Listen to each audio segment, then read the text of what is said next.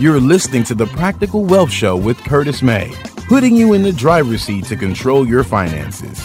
Let's start the Practical Wealth Talk about alternatives to Wall Street.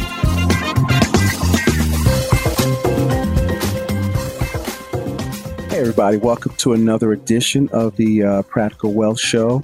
So today I wanted to, the title of this show is Millionaires Talk About Ideas and the Middle Class Talks About Other People. All right. And so some of these shows have come from, just experiences I've had. And so I'm going over a couple weeks ago, I did the top 10 distinctions, maybe even last week, top 10 distinctions of Millionaires in the Middle Class by Keith Cameron Smith. So distinction number 9 is about this. Millionaires talk about ideas and middle class talks about other people. So let me tell you a little story first. So last week I had my first experience of going to a cigar bar, right? And I think I liked it every time I saw Michael Jordan smoke a cigar in the championship. I was like, that looks cool. And so every now and then, maybe like once a year, maybe once every 3 years, if I get one, but I didn't know how to cut the back end off, all that kind of stuff. So I'm ready to know how to do it. So one of my clients was gracious enough to call me, and I happened to be in the area. I said, yes, bet I'll meet you there. And it was so much. It was a bar. It had good food. It had, you go to this little thing and you pick out your, it's in Media PA, and you pick out your cigar you want. So he was breaking down, here's mild. So we started out with mild to, some of the stronger ones. And it was very cool. It was like, it's a little culture. And it was, I want to say 98% men. There was a couple ladies in there, but, with other, like with some significant other or something like that. But it was very cool. And so I posted on Facebook and Instagram, and somebody was like, okay, that, big baller, what's up? And somebody says, oh, I'm surprised to see you there. It looks good though.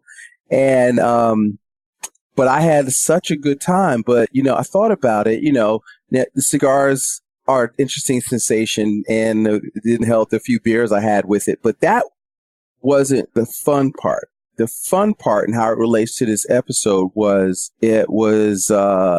my client, shout out Raheem, and thank you again, is doing well, and another brother that was a successful real estate broker, real estate investor, and another gentleman that was successful business owner, investor. And what was fun, especially after a couple of beers, right, is that we could talk shop. We could talk business. We could talk finance. And, we could talk business. We could talk finance.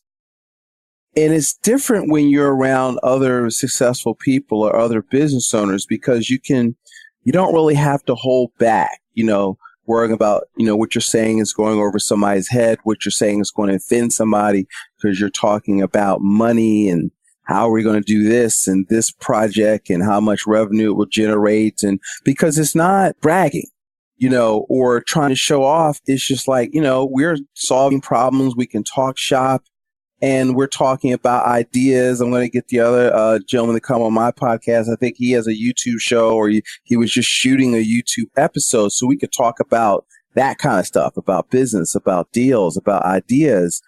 And the fun part for me was being able to just talk shop and not holding back, just, hey, let's talk about this.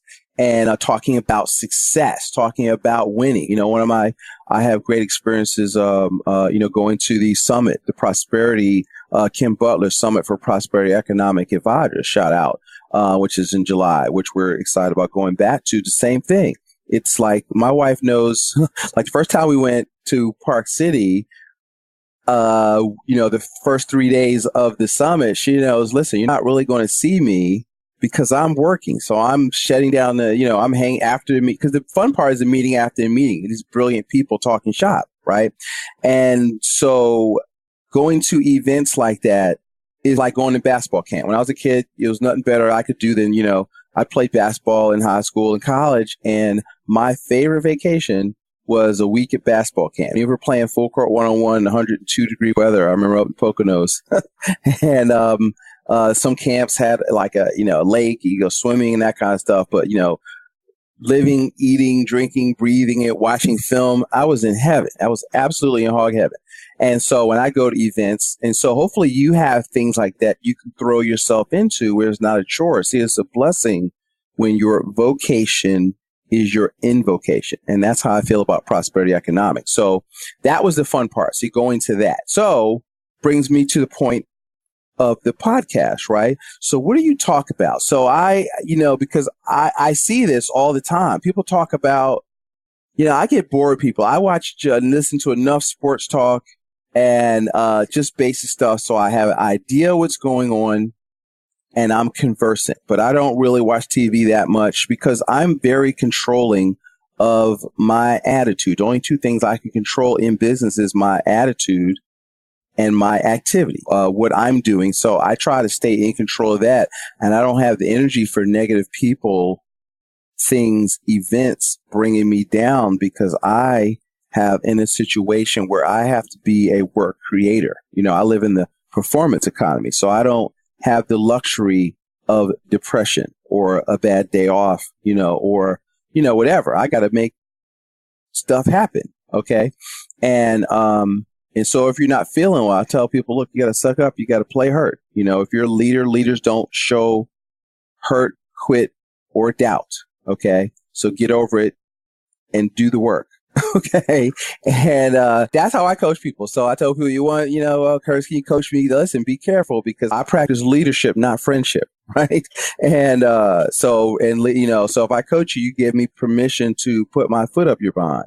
So understand it, even coaching you in this, in finance, I'm not going to, it's not all gumdrops and unicorns. Right. And so I'm going to tell you what I think you need to hear so you can win.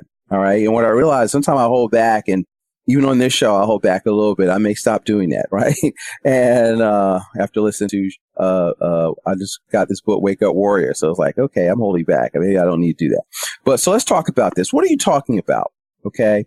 See, listen how you talk. So you have to watch your language, okay, and your ideas. And, they say life and death is in the power of the tongue, right?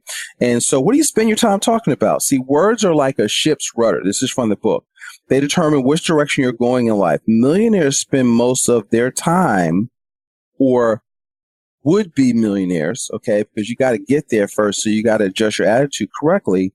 They spend their time talking about ideas, okay, and very little time talking about other people.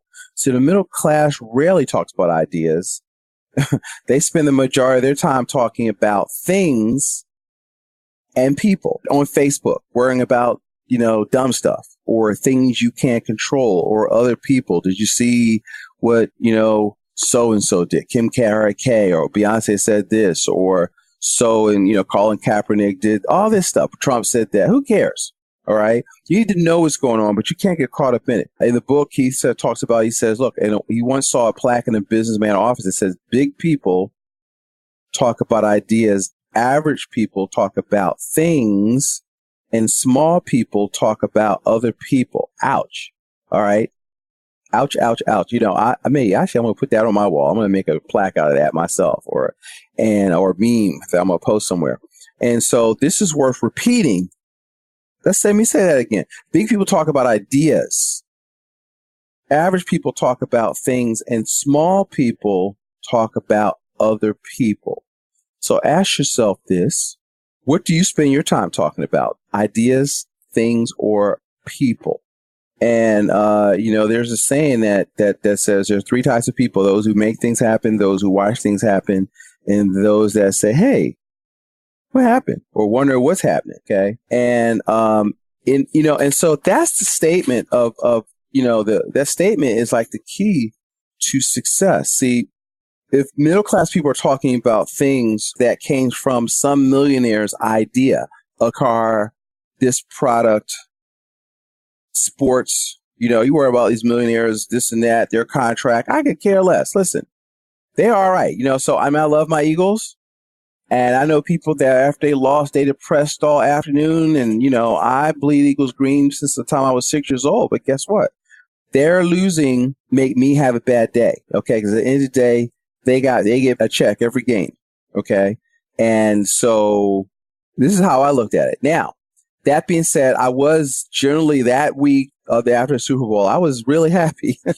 So I was like, after the last day, I couldn't relax until after the ball dropped in the end zone. And then I was like, wow, people started busting out the house. I was like, wow, I'm really happy. And because it's been a long time coming. But the thing is, they're been paid, right? And or what's his name? Kanye West. I ain't worried about his need for money or whatever, that kind of stuff. I can't, and it's a little bit, I remember when I was a kid, my mother used to bring home Star Magazine and People Magazine, and I did watch that stuff. So it's kind of interesting knowing what's going on, but you can't dwell on that stuff, See, when you look at cars and stuff, millionaires own the car companies. Millionaire own the sport teams. Millionaire produce the movies, the television shows, the music, vacation spots, and the middle class spends money on things that were created by a millionaire's idea. Okay. And so let's look closely at entertainment. Middle class and the very poor are often Hollywood's biggest fans. The number one per capita movie goers that pay the most for movie tickets are African Americans. I remember when Magic Johnson, millionaire, who started Magic Johnson Theaters, because he realized, look, we go to movies. And he says, all right, well, one of the themes, if you'll study, I did the profile on A.G. Gaston a few weeks ago on the podcast. Another one of my favorite business people from history is a book called Black Titan it's A.G. Gaston. The other one was A.B. Fuller. That's what I talked about a week before. And from Fuller Cosmetics. And then you had a door-to-door cosmetic business that it was the forerunner of Mary Kay, Amway, all those things, right? And so their philosophy was find a need and fill it. And by being of service, that's how they created wealth for themselves, okay? But all of that stuff came from an idea. I had a mentor, Jim by the name of Larry Waddell, said, listen, the world is full of people, ideas, and money. And a good idea doesn't care who has it, but it's not enough just having a good idea. You have to execute. If I go through my journal, I have lots of, we do all right, but I have to focus on making sure I'm executing. So I'm like, sometimes I won't even read a new book. I'm going back through my journal and say, wow, I had this idea 4 years ago. All right, let me work on this. I'm rewriting it. And then it's an idea that I've written in there 3 years ago about a membership site or something I was thinking through that I'm journal. So here's another tip. Do you journal? Okay. Get yourself a good journal and start writing out your ideas. Start writing out your notes that when you're reading books like what I'm talking about, because I've journaled this chapter and the chapter before it in my journal. And so I think on it and it gives me new ideas, topics for shows, lessons or classes that I'm teaching, those type of things. So that's what you want to do. See, if you want to get good at something, what do you have to do? Practice, study, and teach. Often middle class and the very poor are poor financially because they're poor emotionally, right? You can't become rich without building good relationships. See, if you're bitching, moaning, complaining, nobody wants to be around you. And so if you spend time talking negatively about others, it will cost you emotionally and financially. Talking about people behind their backs is immature ignorance. I see in social organizations, sororities, I see some of the petty BS that goes on with grown men and women, okay? Blackballing other people, not letting so-and-so. Are you kidding me? Okay. And your thing is supposed to be about empowering people. I guess. I don't know what the hell it's about. But, millionaires respect people. There's always some knuckleheads who have money, right? But millionaires, by and large, respect people. They give people the benefit of the doubts and realize that people are doing the best they know how. I was in a supermarket the other day, and this elderly woman, she was engaging me. What kind of phone do you have? We're talking about this and that. And she started talking loud, and she's a young girl. I was on the cash. She was like, well, she's kind of slow. I was like, no, she's not. She's all right. She's doing fine. See, I'm not going to, let her tell her little sister down. It's like, no, she's doing, I said in a nice way. I was like, no, she's doing fine. And she, all right, because I'm not going to let, you can't talk about people. People are a lot of times doing the best they can. Now that being said, I can't stand bad customer service. And, I think like an owner. So if I see somebody doing something, I would tell the owner on the, on the DL down low, for those of you not using the home game and don't know slang, I would tell, because if I'm as an owner, I would want to know if somebody's not, I was in the bar business and not putting the money in the register, or somebody's stealing or giving me extra stuff, that kind of stuff. I'd want to know that. So I'll share that when I have the opportunity, because, you got to look out for each other. And millionaires are complimentary people, right? If you ever read How to Win Friends and Influence People, you have to make people feel good. And I always tell people, listen, when I go out, now we get our stuff on Hotwire, but when we first got married, you got to know how to negotiate people. So when people could knock off, I remember when you could still get cell phone bills. I got this woman to knock off some overcharges, and I says, well, anything else I can do for you? So I'm flirting with her right now. I was like, well, can you give me a free hour, free extra X amount of minutes? And when they could do that, they would do that. And, or if we went to a hotel, if it's a guy on the counter, my wife would go to the counter. I let her go to the counter, and she would negotiate. We usually, if you ask, we would get a cheaper rate or a better room. If it was a woman, I went. I am Billy D. Curtis after all. Inside joke is some of my college friends, if they're listening, from Gordon, would know that know that nickname they gave me, right? Because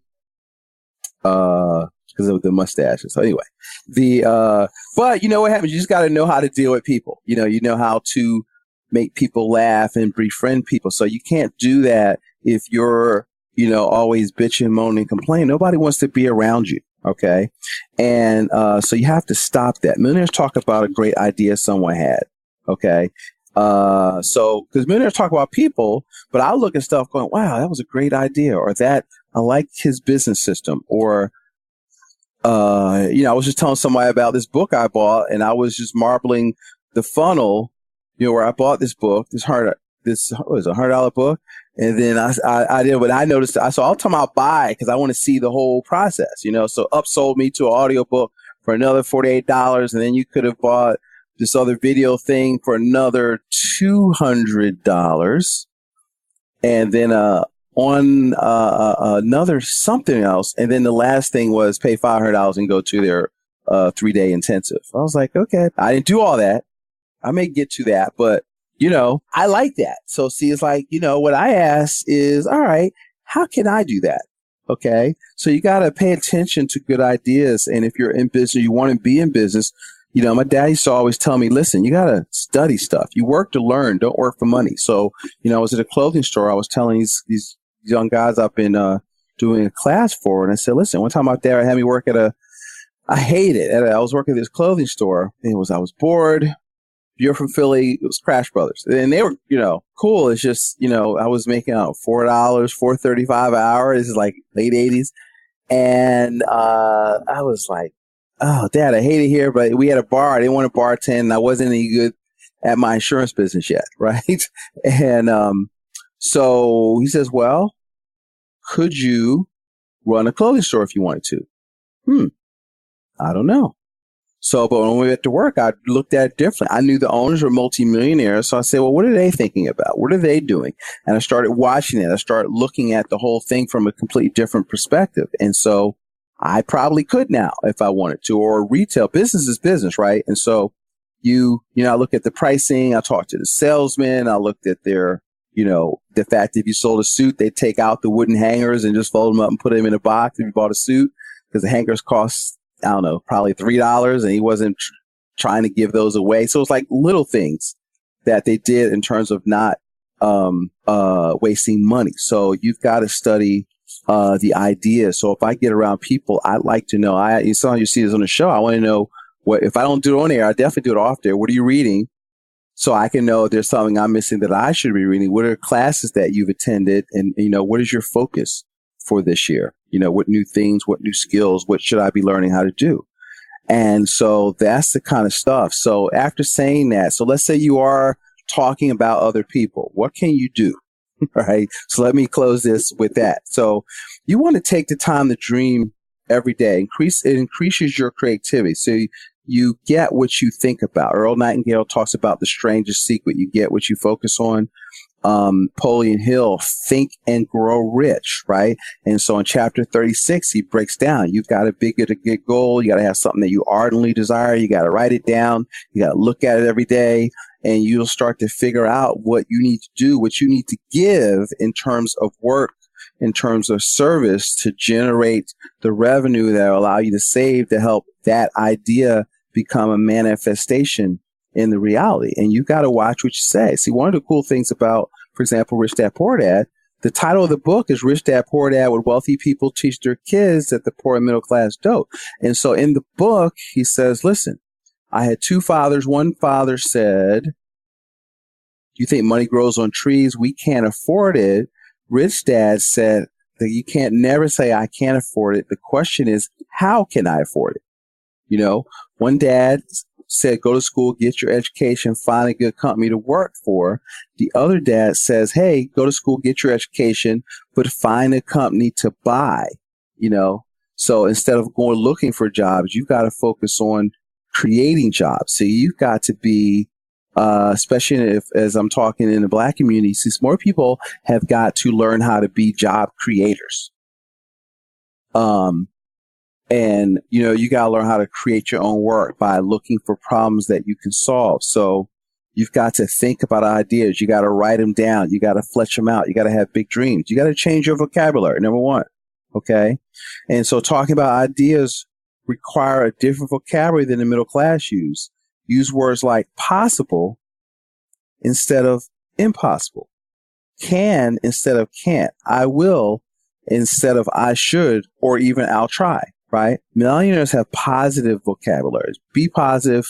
It's not be positive hocus pocus, but words are powerful. So if you start listening to conversations, it's of middle class people, they're not really talking about nothing. Okay. I remember one time I was during off season, if it was slow, before I got my marketing together, I didn't have to do this anymore. I work at a call center, right? So it was a buddy of ours that was there, and he was DJ on the radio. He used to call me Kurt Currency, because on my breaks, I didn't chit chat a whole. I mean, I talked a little bit, talk shop, but I either wanted to talk shop or I was on the phone. I was reading something. I'd go to Starbucks. I'm working with clients on my break. I started to learn how to work virtually. And so while I'm stuck here 8 hours a day, I had a month where I had generated like close to $20,000 in commissions while I was making $1,000 a week at this position. Took my family to Disney World for a conference, so we got to write it off. But I had a bunch of stuff going on, and I got my energy level where even though I was driving 45 minutes to get where I was going, I got into a rhythm. And then what happens is, folks, the more I made, the more I wanted to make, and that gave me energy because I was saving the money. I was, thinking. And so I wanted to talk about people that wanted to do that, or I got myself a cocoon and I was listening to audiobooks in the car, driving there. And I was focused on, programming myself to win. Okay. So you got to change your vocabulary. You got to be optimistic. You got to speak with strong faith. You got to believe, millionaires believe they can turn ideas into reality, and they do. Okay. And, stop complaining and start learning. When the middle class complains, it's talking about other things, other people. I believe that whatever you complain about, you get more of. Okay, he says in the book. I definitely believe that. And if you complain about bills and debts, guess what you're going to get more of? Okay. If you complain about people treating you unfairly, you're going to get more of that. I expect to be treated well. I expect good things to happen to me. So, and I believe, God's looking out for me, and then I win. I always win. I was in Venezuela one time, lost my passport, and somehow it worked out. Somebody, a couple people lent me money because I lost passport to money. So I had to fly back a day early from where I was to Caracas. Now, understand, I don't speak any Spanish. Nobody knows me. I met a guy on the plane, and so I'm near the passport building. I'm looking at this guy, gave me his card. He runs a steel company, working with his uncle. Well, lo and behold, so I have to go back a day early. I get a passport picture. I find the U.S. Embassy. I see this guy's car. His office building is right next to the embassy. I go see him. He's there. He takes me to American Airlines place that's in the office building. He translates for me. He gets me a ticket for later on that afternoon, the same day. He buys me lunch and puts me on a cab to the airport so I could fly back, from Caracas. I think it was Caracas to Miami and Miami to back to New York. Right. And, good things happen to me, and so when we travel, good things happen. I'm aware of stuff, but you give off what you give. So if you give off that you're positive, that you're, thankful, that you're nice people, that you're family people, that's what you're going to get back. I believe that. Okay.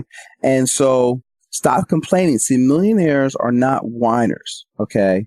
You've got to learn to take responsibility for your life. I tell people, look, wherever you are or aren't in your life, guess what? It's your fault. And if you can't accept that, you can't win. So I'll leave you with this, folks. Stop. Stop complaining. Start being grateful. I learned this from Kim Butler, where we start out with, what are you grateful for? So trying to incorporate that into my day, thinking about gratitude. So I'm having a bad day, or I've got things that are bothering me. It's like, all right, well, what's good about this? What is the lesson here that I'm supposed to learn? What is life trying to teach me? Okay. And what can you get out of it? Because how you get good judgment, you got to have bad judgment first. And, you've got to, can be a pretty good business coach or business consultant because I've either screwed up or I've had stuff happen to me that I've had to figure out how to get out of, and so I try to share with people things that they can do so they don't have to go through the pain I went through. Right. So let me end with this, folks. I hope you got a little bit out of this little lesson. I went 9 minutes over than what I wanted to, but me. So millionaires talk about ideas. Middle class talks about things and other people. So don't be that person. You guys have a fantastic day, and we're out. Have a great day. Bye.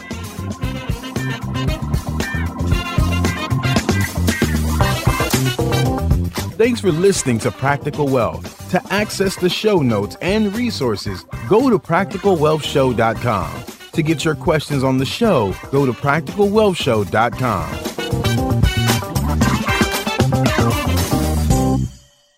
This show is for entertainment purposes only. Before you make any investment decisions, consult a professional. This show is copyrighted by Practical Wealth. Written permission must be granted before syndication or rebroadcasting.